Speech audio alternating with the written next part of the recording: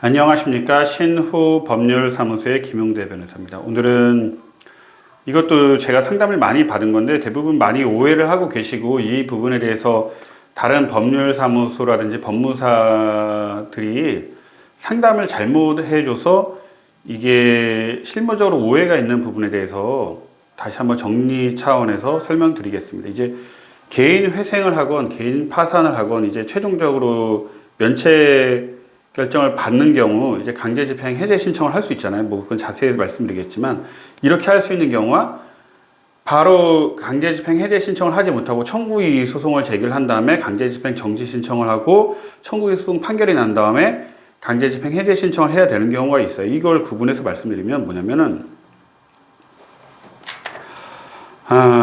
보자.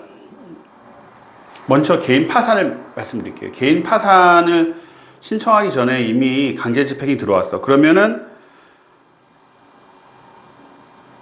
면책 신청으로 하면 이제 파산 선고는 아니고 개인 파산을 해서 이제 면책 신청을 하잖아요. 면책 신청을 하면 기존에 있던 강제집행이라든지 가압류 가처분은 중지가 되고 면책 결정이 확정되면 기존에 있던 강제집행은 효력을 잃어버려요. 중지가 되고 효력을 잃는 거예요. 먼저 중지가 되고 효력을 잃는 거예요. 그죠? 그럼 효력을 잃어버렸으니까 어떻게 해요? 효력을 잃어버렸다고 가만히 있으면 안 돼요. 그거에 대해서 그 집행법원에 해제 신청을 해야 돼요. 내가 이렇게 면책 결정이 확정되었습니다. 그래서 법률에 따라서 면책 결정이 확정되어서 효력을 잃었기 때문에 이 외관, 즉 강제집행의 외관을 없애주세요라고 신청을 해야 돼요. 이게 강제집행 해제 신청이에요. 강제집행을 해제 신청만 하면 돼요. 간단한 거예요. 개인회생도 마찬가지. 물론 개인회생 같은 경우는 이제 좀 다를 수가 있어요. 금지명령이 나오면 원칙적으로 강제집행이 정지가 되고요. 금지명령이 안 났다고 하더라도 개시결정이 이루어지면 강제집행이 정지가 돼요. 그럼 인가결정이 이루어지면 원칙적으로 실효가 되고요. 물론 변제기간에 따라 달라요. 왜냐하면 인가결정돼도 바로 강제집행이 실효가 되면 얘가 돈 안 갚으면 어떻게 해.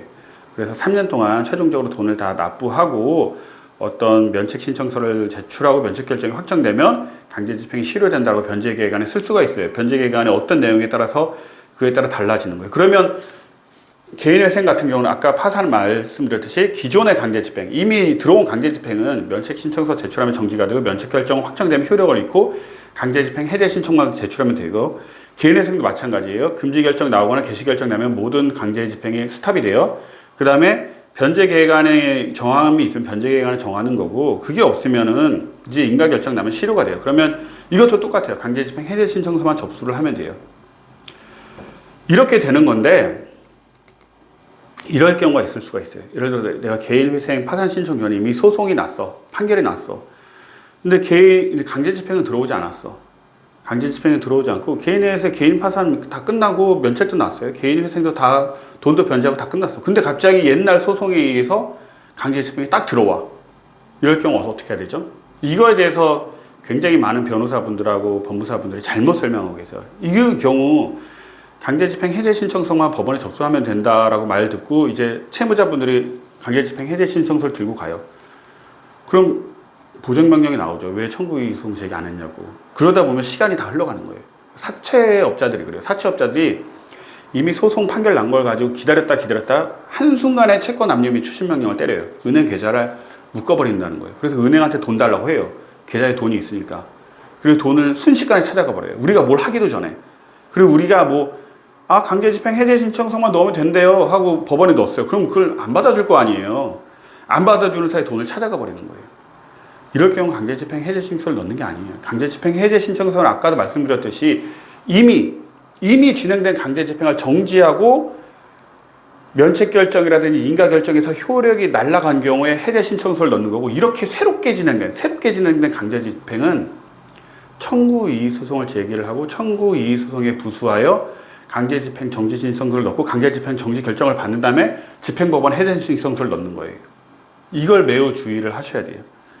완전히 달라요. 그래서 이거를 모르고 다른 절차를 진행하느라고 헤매는 순간에 사채업자가 돈을 다 찾아가요. 그럼 사채업자한테 물론 사채업자한테 돈 달라고 하면 부당이득 반환 청구 소송하면 이겨요. 이기는데 중요한 건 이미 돈 다 써버리고 없는데 그렇게 하면 안 되겠죠. 이거에 대해서 매우 왜냐하면 집행법 자체가 굉장히 어렵고 까다로워서 많은 변호사님들이라든지 많은 법무사 분들이 굉장히 잘못 설명하는 경우가 있어요. 굉장히 주의를 하셔야 되고, 최근에도 이제 똑같은 사례에 대해서 설명을 들어서 결국은 다른 변호사님 말 듣고 강제집행 해제 신청서만 했다가 법원에서 이제 날라간 다음에 저희 법원에 청구이의 소송 제기를 하고 강제집행 정지 신청을 한 사례가 있어서 그래요. 요거 주의를 하시고, 또 이게 최근에 또 대법원 판결 나온 건데 이런 거예요. 내가 개인회생을 했어. 이제 면책결정까지 받았어. 돈 다 내고 면책결정까지 받았어. 근데 갑자기 옛날 채권자가 이미 그 면책결정까지 채권자 목록에 있는 채권자가 소송을 제기를 했어. 소송을 제기를 해서 면책결정문 제출하면 이제 원고 기각 당하겠죠. 근데 그걸 또 안 했어.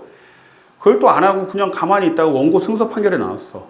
왜냐면 변론주의에 따라서 나한테 유리한 건 내가 주장을 해야지 판단이 가능하잖아요. 그 소송법원에서 이 사람이 개인회생 면책 받았는지 안 받았는지 몰라요. 그래서 그것도 안 했어. 그리고 원고 승소 판결이 나왔어. 그러면서 원고 승소 판결이 나왔으니까 또 강제집행 들어올 거 아니에요. 이 경우 청구이의 소송을 제기가 가능하냐 안 가능하냐의 문제가 있어요. 아까 말씀드린 건 뭐냐면 이미 소송이 판결이 났어. 판결이 나고 나서 개인회생 및 파산으로 면책이 된 후에 강제집행이 들어오면 청구이의 소송 제기하고 강제집행 정지 신청할 수 있는 건 당연한 거고요. 이것처럼 면책결정이 난 후에 새로 소송이 들어왔어. 근데 내가 아무것도 안 하고 원고 승소 판결이 났어. 이럴 경우 어떻게 해야 되느냐. 이 경우에도 청구이의 소송을 받아줍니다. 청구이의 소송을 받아주고 강제집행 정지 신청도 받아줘요. 받아줘야 된다는 대법원 판결이에요. 왜냐? 원칙적으로 기판력 때문에 안 될 것 같지만 판결은 기판력이라는 게 있죠. 그 소송에서 전 소송에서는 면책이 뭐예요? 책임을 면해준다는 거 아니에요.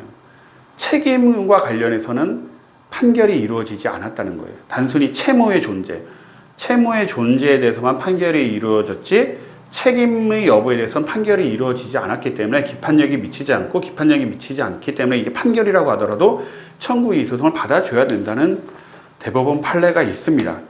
물론 여기에 대해서 채무는 뭐고 책임은 뭐냐라고 뭐 제가 복잡하게 설명드리면 더 이해하기 어려우실 것 같으니까 뭐 채무는 내가 뭐 돈을 갚아야 되느냐 마느냐고 그 책임을 면해준다는 거는 이제 강제집행을 당하느냐 마느냐의 여부예요. 그래서 뭐 굳이 설명드리면 내 채무는 있다고 하더라도 강제집행을 당하지 않기 때문에 이 사람은 강제집행을 할 수가 없는 거예요. 그렇게 쉽게 이해하시면 돼요. 뭐 복잡하게 뭐 법률 용어를 써가면서 설명드리는 건 사실 의미가 없는 것 같아요. 그래서 이 부분에 대해서는 꼭 청구이의 소송을 제기를 할 수 있다라고 하는 거죠. 근데 원칙적으로는 뭐 법원에서 소송하면 대응을 하셔야죠. 이거 답변서 하나 제출하면 끝나는 건데 이걸 굳이 청구이의 소송까지 제기하면 굉장히 복잡해져요. 시간도 오래 걸리고. 꼭 법원에서 오는 등기는 꼭 확인하셔서 법률 전문가의 상담을 받아보시는 게 맞습니다.